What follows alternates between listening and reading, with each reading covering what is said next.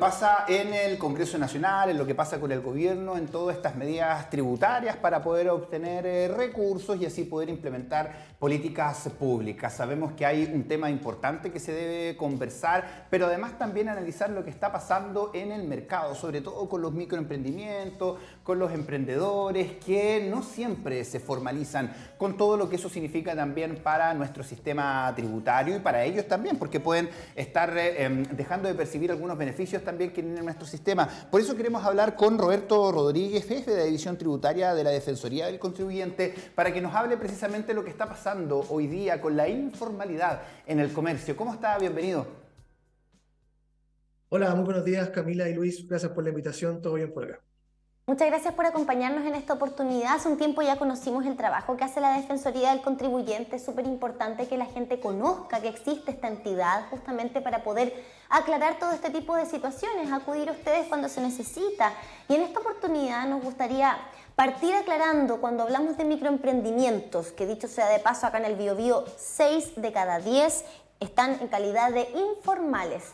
¿De qué hablamos? ¿Cuáles las características que tiene un microemprendimiento? Mira, eso es muy importante señalarlo porque, además, como tú mencionabas, la estadística regional está muy acorde con lo que es la estadística a nivel nacional. La mayoría de las personas que realizan una actividad económica por cuenta propia, es decir, que no están contratadas por alguien, ¿verdad? Que realizan una actividad ya sea comercial, industrial, de artesanía, ¿verdad? Siempre a un nivel pequeño, no conocen los beneficios o a veces no conocen la obligación que tienen de estar inscritos en el registro del Servicio de Impuestos Internos, lo que podemos llamar como formalizar su emprendimiento. Y esto se hace a través del procedimiento de inicio de actividades, mediante el cual esta persona que realiza un pequeño emprendimiento, una pequeña actividad económica, pone en conocimiento al servicio de que está realizando esta actividad y por lo tanto debe someterse a todas las obligaciones tributarias que todos los contribuyentes deben cumplir. Y eso es súper importante porque en el estudio que realizamos acá en la Defensoría nos pudimos dar cuenta que la mayoría de las personas no realiza este trámite no porque no quiera, sino que simplemente porque no sabe que tiene que hacerlo y luego también desconoce la forma en que se hace. Y en este sentido, la Defensoría está disponible para apoyar a aquellas personas que quieren realizar un emprendimiento y deben hacerlo de manera formal, para informarse con nosotros en qué consiste, cuáles son las obligaciones que deben cumplir una vez que están formalizados y también los procedimientos o el paso a paso que deben cumplir para poder realizar este inicio de actividad entre servicio y impuesto interno.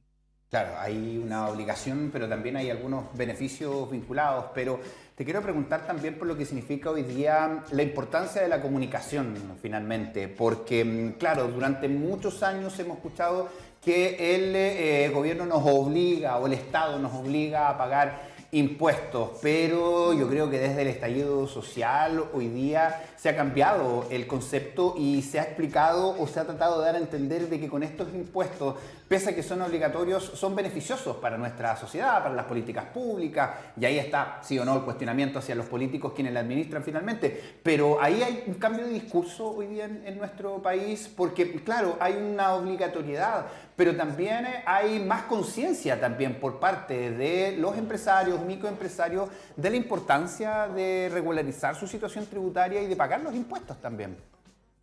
Sí, efectivamente eso es importante.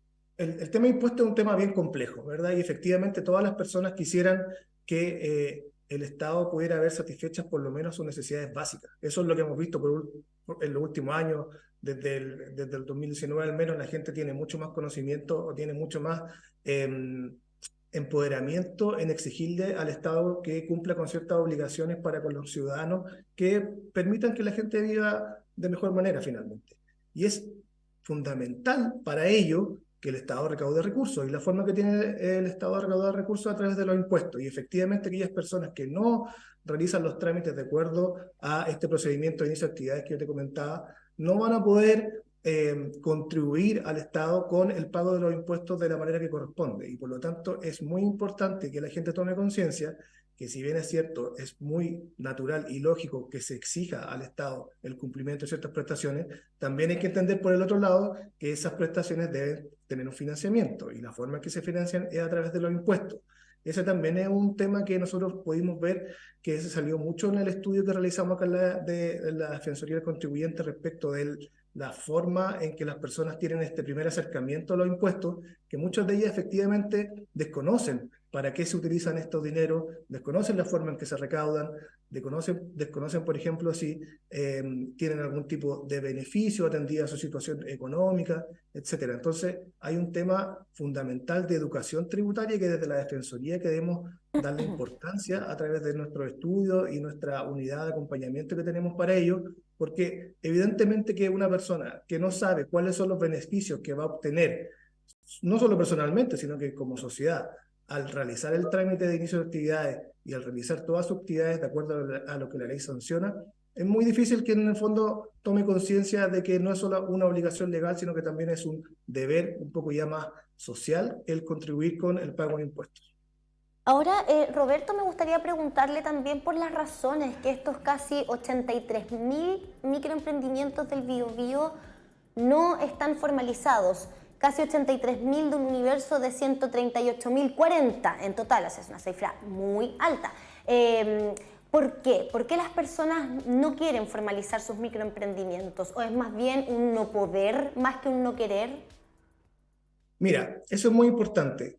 Nosotros descubrimos que principalmente hay un desconocimiento, primero, de que tienen que hacer el trámite, ¿ya? La gente dice, bueno, yo tengo un negocio pequeñito, conozco una persona que realiza el mismo negocio que yo y tampoco ha hecho el trámite, entonces pareciera ser que no es obligatorio, o pareciera ser que no hay sanción, o pareciera ser que todos los que realizamos el mismo tipo de actividad no necesitamos de este inicio de actividades. Luego, la gente que toma conocimiento y dice, ok, ya, tengo que hacerlo. Pero ¿cómo lo hago? Tampoco saben cómo hacerlo. Es muy complejo, necesito un contador. De repente, es muy válido, la gente dice, tal vez me sale más caro contratar un contador o un asesor que me explique o que me haga el trámite que el ingreso que voy a obtener con la actividad que estoy realizando. Luego también tiene un problema nuestro sistema tributario en general, que, digámoslo, es complejo, digamos, es difícil de entender, la información no está tan a la mano como uno quisiera, no es tan simple. Nuestro rol como defensoría en ese sentido es tratar de bajar toda esa información que parece compleja para que los contribuyentes la puedan asir, la puedan entender y puedan comprender a cabalidad lo que deben hacer, cuáles son sus deberes frente al Servicio de Impuestos Internos y también cuáles son los derechos que tienen como contribuyentes una vez que ya forman parte del sistema tributario. Porque eso es muy importante. Todas las personas que no realizan este trámite finalmente están como fuera de este sistema. Y obviamente no se les puede exigir mucho, pero tampoco pueden acceder ellos a los beneficios que implica estar dentro del sistema, que también es muy importante. Sí, bueno, sabemos hoy día con la nueva ley también de boletas y facturas electrónicas ha obligado de alguna manera a quienes trabajan en distintos rubros a formalizarse. Pero te quiero preguntar por esta especie de competencia desleal que dicen y que encuentran algunas personas que sí pagan todos sus impuestos versus a los que obviamente no lo hacen. Y ahí te quiero apuntar hacia el comercio ilegal, por ejemplo, hacia el comercio ambulante. ¿Podríamos considerarlo así una persona que hoy día venda algún producto y servicio sin estar constituido tributariamente, sin dar boletas, entendiendo que esto es parte de los costos y eso significa también finalmente un costo para nosotros más alto que comprársela a alguien que a lo mejor no tiene tantos costos? ¿Caben estas personas dentro de lo que se conoce como comercio ilegal, comercio ambulante también? Claro, ahí es un tema súper importante. Desde el punto de vista de una persona que, por ejemplo, paga una patente municipal para ejercer el comercio, por ejemplo, en la calle. Tiene un permiso, tiene una patente, debe pagar un cierto monto para poder ejercer su actividad. Evidentemente que esa persona frente a otra que no tiene que pagar o que decide no pagar ninguno de esos permisos o patentes, evidentemente que está ganando menos, entre comillas, ¿verdad? Porque está incurriendo en un costo que la otra persona que no está de acuerdo a los trámites como debería realizarse, no lo está incurriendo, ¿verdad? Y ahí, evidentemente, que todas las personas que realizan estos pagos se ven en una situación de desmedro frente al resto.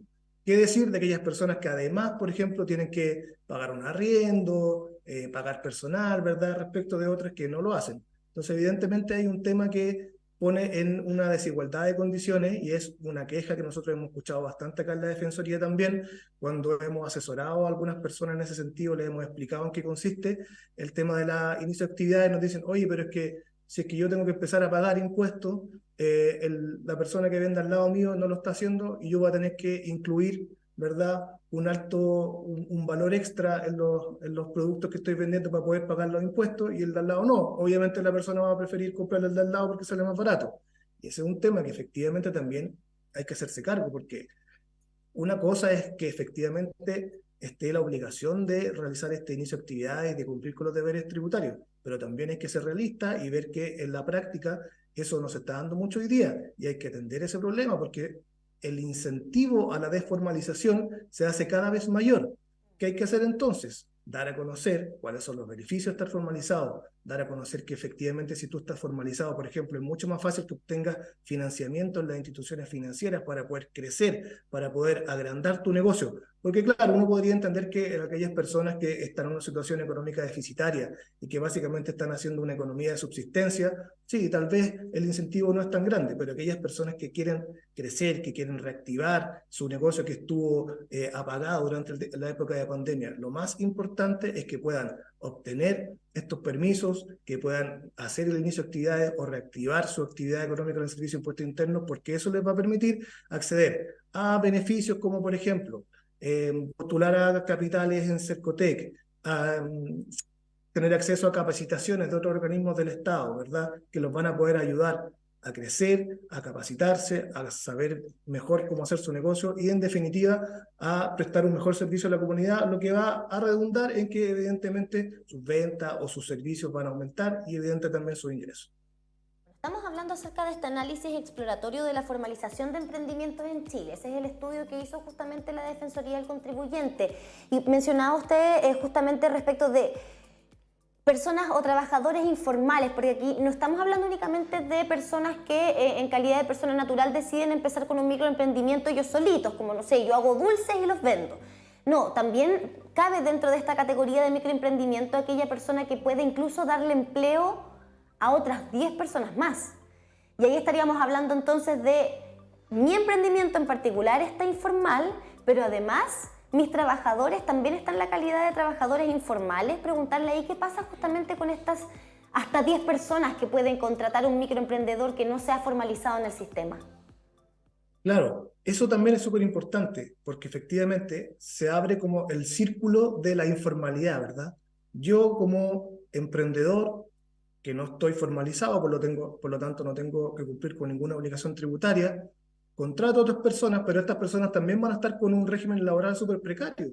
Yo no voy a estar obligado ni a cotizarle sus cotizaciones previsionales, ni en el caso de algún accidente laboral tampoco ellos tienen cómo exigirme que yo responda por ello, ¿verdad? Se empiezan a producir una serie de situaciones que lo único que hacen es precarizar la actividad económica, ya sea del emprendedor como también de los trabajadores. Entonces eso también es muy importante tenerlo en cuenta a la hora de darle la importancia que se merece a estar con el inicio de actividad frente al Servicio de Impuestos Internos, porque no solamente es un tema tributario, también se convierte en un tema de regímenes laborales, de regímenes previsionales, de regímenes de salud. Sí, quería aprovechar de preguntarle, nos está tomando el tiempo, pero ¿a qué se arriesga una persona que no esté formalizada?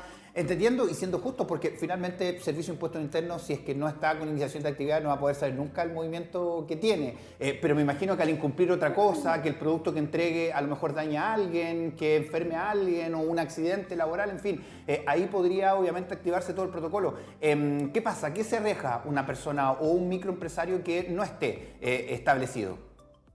Mira, desde el punto de vista tributario, si el servicio descubre que tú estás realizando una actividad económica y no has hecho el inicio de actividades, te puede multar. Una multa en dinero, ¿verdad?, que va a un porcentaje de lo que tú deberías haber pagado de acuerdo a los ingresos que el servicio determine que tú obtuviste durante un periodo de tiempo, ¿ya? Esto ocurrió hace poco, por ejemplo, con este tema de las máquinas de pago Zoom App, que no estaban como en línea con el servicio y las personas creían que estaba todo bien, pero al momento de emitir los documentos tributarios estos no se emitían y por lo tanto el servicio descubrió que habían personas que estaban en esta situación y le dijo, mira, tú estuviste usando esta máquina tal tiempo, según esta máquina tú tuviste tales ingresos y como no pagaste los impuestos, sobre ese ingreso se les calculó un impuesto y se les giró, ¿verdad? Esas personas no tenían conocimiento que esta empresa no estaba cumpliendo con esta obligación. Y luego, en el caso, por ejemplo, de una persona que contrata a otra y esta persona sufre un accidente laboral, bueno, el problema es gravísimo porque efectivamente esta persona que trabajaba para el emprendedor no es un trabajador técnicamente hablando. Entonces, por lo tanto, está en la más absoluta indefensión. ¿Qué correspondería hacer ahí? Una demanda por algún daño civil, una demanda que tendría que ir al tribunal de competencia común, juicio largo, de alto conocimiento, ¿verdad? No, esta situación de resguardo que tienen los trabajadores que sí están contratados legalmente, por decirlo así, ¿verdad? Que tienen todo un estatuto de derechos que les permite afrontar ese tipo de situaciones de mucha mejor manera. Sí, queremos agradecerle justamente por esta conversación. Esperamos retomar el contacto también con la Defensoría del Contribuyente, porque estas son conversaciones que necesitamos tener para entender los alcances finalmente de estas decisiones, ¿no? El no formalizarse, contratar a personas bajo esta misma figura, ¿verdad? Muchísimas gracias, que tenga buen día. Muchas gracias y quiero invitar a todos los televidentes a que visiten la página de decon.cl. Van a poder encontrar todos los servicios que nosotros prestamos, que van desde la orientación, como lo estábamos conversando hoy día, hasta aquellas personas que ya han recibido alguna notificación del Servicio de Impuesto Interno, también los podemos representar ante el servicio para hacer valer sus derechos. Eso. Muchas gracias por estar acá. Y a propósito de página web, ustedes en canal9.cl se van a encontrar con distintos